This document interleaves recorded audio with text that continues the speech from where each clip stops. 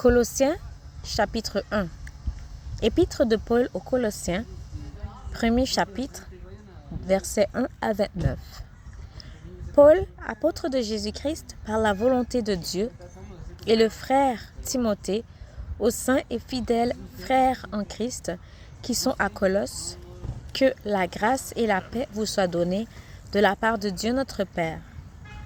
Nous rendons grâce à Dieu, le Père de notre Seigneur Jésus-Christ, et nous ne cessons de prier pour vous, ayant été informés de votre foi en Jésus-Christ et de votre charité pour tous les saints, à cause de l'espérance qui vous est réservée dans les cieux, et que la parole de la vérité, la parole de l'Évangile, vous a précédemment fait connaître.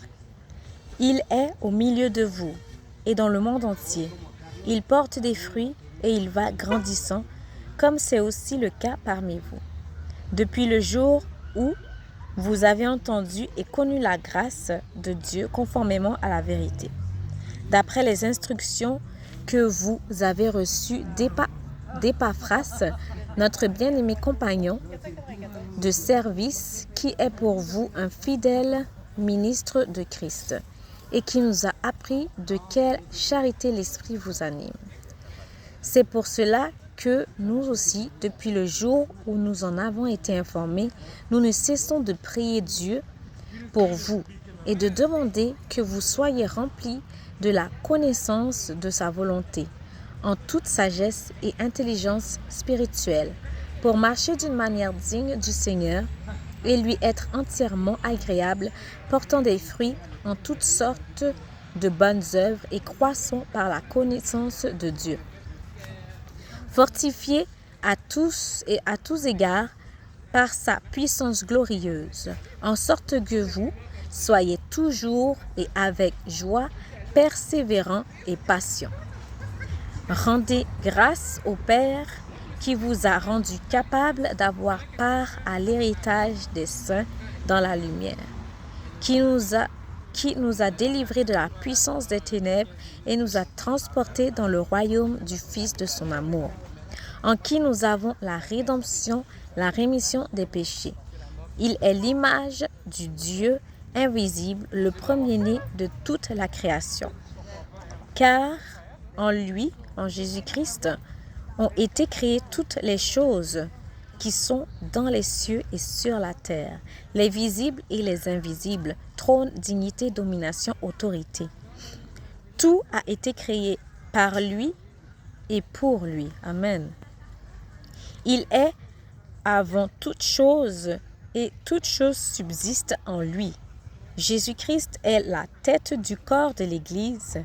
Jésus-Christ est le commencement, le premier-né d'entre les morts, afin d'être en tout le premier. Car Dieu le Père a voulu que toute plénitude habitât en Jésus-Christ. Il a voulu par lui réconcilier, Dieu le Père a voulu par Jésus-Christ réconcilier tout avec lui-même qui est Dieu le Père, tant ce qui est sur la terre que ce qui est dans les cieux, en faisant la paix par Jésus-Christ, par le sang de sa croix. Et vous, qui étiez autrefois étrangers et ennemis par vos pensées et par vos mauvaises œuvres, il vous a maintenant réconciliés. Jésus-Christ vous a maintenant réconciliés par sa mort dans le corps de sa chair, pour vous faire paraître devant lui saint, devant Dieu le Père, saint, irrépréhensible et sans reproche, si d'humeur vous demeurez fondés et inébranlables dans la foi, sans vous retourner de l'espérance de l'Évangile que vous avez entendu, qui a été prêché à toute créature sous le ciel, et dont moi, Paul, j'ai été fait ministre. Je me réjouis maintenant dans mes souffrances pour vous. Et ce qui manque aux souffrances de Christ, je l'achève en ma chair pour son corps, qui est l'Église. C'est d'elle que j'ai été fait ministre, selon la charge que Dieu m'a donnée auprès de vous, afin que, J'annonçasse pleinement la parole de Dieu, le mystère caché de tout temps et dans tous les âges, m'est révélé maintenant à ses saints, à qui Dieu a voulu faire connaître quelle est la glorieuse richesse de ce mystère parmi les païens, savoir Christ en vous, l'espérance de la gloire. Amen. C'est Jésus-Christ que nous annonçons, exhortant tout homme et instruisant tout homme en toute sagesse, afin de présenter à Dieu tout homme devenu parfait en Christ. Amen. C'est à quoi je travaille en combattant avec sa force qui agit puissamment en moi. Amen. Que Dieu vous bénisse.